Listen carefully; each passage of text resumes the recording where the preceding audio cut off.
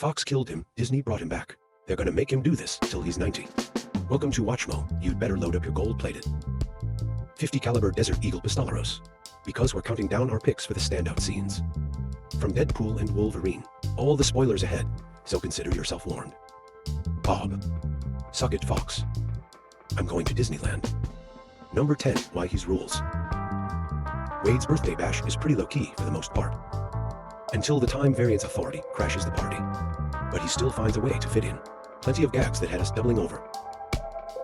This is mainly due to his interactions with longtime friend, confidant, and known cocaine lover Blind Owl. Pray every day that fire finds your body and finishes the job. God didn't have the nuts to do. Unfortunately for her, as Wade points out, that the one rule that Kevin Feige laid down was that this sequel was drug-free. Gonna do some cocaine, hey. Pain is the one thing that Ivy said is off limit. The mouse may have the final say, but it doesn't stop the two from letting out a slew of snow-fill. Slang along the way. Even disco dust white girl interrupted. Even forced bump poker chips. I wouldn't even try powdered donuts. You want to build a snowman? Yes. But I can't. Number 9, Wade's interview. I can't believe I'm finally here. I've waited for this moment for so long. Thank you, sir, for seeing me. I firmly believe that my services could be of great use to your organization. Many of us went into this movie thinking there were going to be cameos galore, especially when it came to the residents of the MCU. And while that was true to some extent, one of the most notable interactions was from someone we didn't expect. Happy Hogan. While you could say it's somewhat of a stand-in for Tony Stark, having Wade make an earnest, yet failing attempt to join the Avengers to Happy, of all people, is equal parts surreal, hilarious, and oddly moving. I know I'm turned everything into a joke, but I care, and I want to use that feeling for something important. I want to matter. I need to show my girl that I matter. The breakout star of Fox's Marvelverse.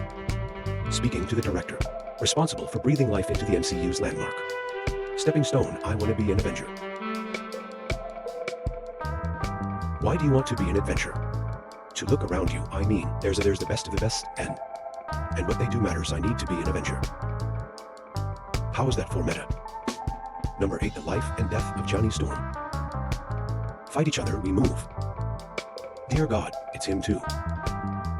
The one leave it to Deadpool, to find himself trapped in a barren wasteland, with no hope of salvation, only to encounter the legendary hero made famous by the likes of Chris Evans. That's right, the Human Torch. He's gonna say, what Avengers? I'm sorry, what? It's an exceptional use of Evans' previous tenure as the hot-headed member of the Fantastic Four, and a subversion that had everyone reeling. Not that he stuck around for very long. Thanks to some poor timing on Wade's part, Johnny finds himself in a bit of a sticky situation. And by that, we mean he gets telekinetically skinned by Cassandra Nova. Yikes, I don't even know what half of that means this time. My hat's off to you, sir. What truly this, I didn't tease. That's our number 7. Saving the multiverse.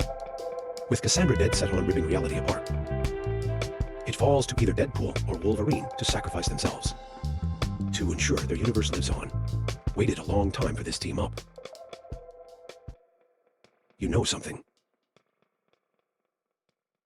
The best Wolverine. Too bad neither of them can agree on who should do the sacrificing. This leads to the eternal frenemies, both taking the hit, relying on their healing factors to endure the end of all things. It's like this is all over. My mother saved you. We're still not sure how to feel here. Should we be crying due to seeing both heroes on their last legs? While Madonna's iconic Like a Prayer plays in the background, I can see X-Men.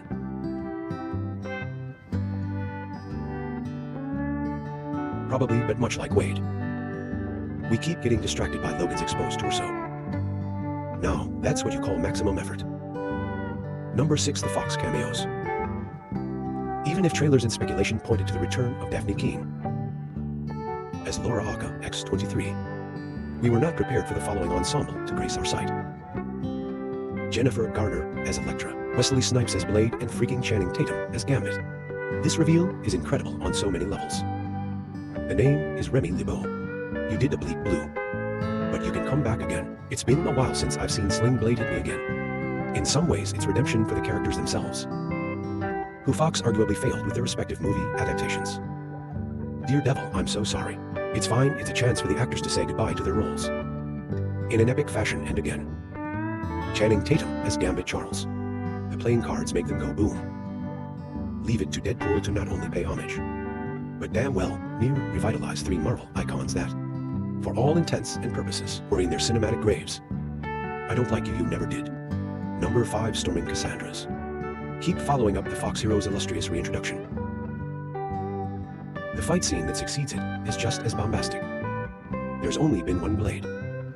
Only ever gonna be one blade. As Deadpool and Wolverine endeavor to take down Cassandra, it falls to the rest to take down her minions plucked from across the multiverse. Not only is this a great action sequence, but we really get to see Electroblade and Gambit coming to their own. You know how long I've been waiting for this. Ooh, I'm about to make a name for myself here. If they're not making their enemies go boom, they're letting loose absolute singers. So still trying to ice skate up here. It's also great to see Laura let loose. Our little murder machine has grown up. Number 4, all the Wolverines. It wouldn't be a multiverse story if we didn't encounter at least one other variant of either Deadpool or Wolverine as it happens. We got both, though we'd argue the latter has a tad more impact. Did you stick the landing, little guy? Yes, you did. Comic accurate short king. As Wade journeys across dimensions to find a Wolverine who can help save his timeline from extinction, he encounters quite the selection along the way. Not you, we're just on a different. Some are straight out of beloved comics like Old Man Logan. Others were straight out of fan casting. Seeing Henry Cavill as Wolverine is something we never thought we needed in our lives. And yet here we are, we're just leaving. No sir, not while the fate of my universe is at stake. Number 3, bye bye bye. Every opening scene to a Deadpool film has been phenomenal. So to say this third outing might just be the best of the bunch is saying something. Okay, Peter. Guess we're getting the team up after all. After digging up Logan's now decomposed corpse, Deadpool is set upon by the TVA. So what does he do? Uses his deceased buddy's adamantium skeleton to slaughter them. Of course so, and the whole thing is expertly timed to nicings. Bye bye bye.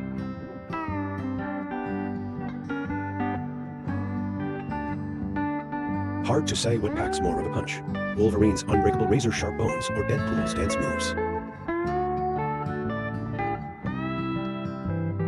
Number 2, Logan's monologue, one more word. Please give me one. Gubernatorial.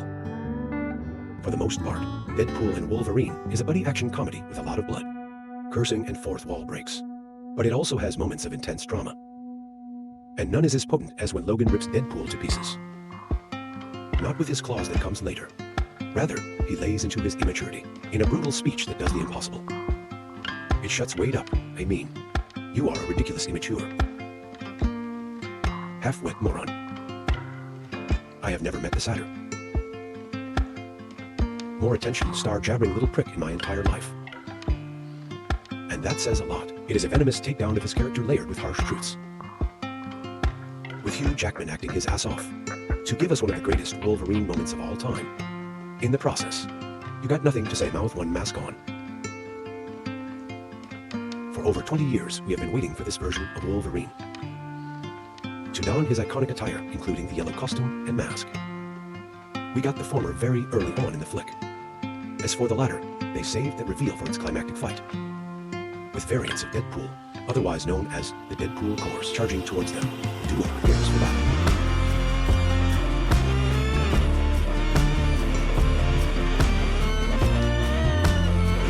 Wolverine completes his look. You save the good stuff for special occasions, killing mostly the only thing more awesome than the mask's design is how beautifully bloody the ensuing battle is maximum aggression.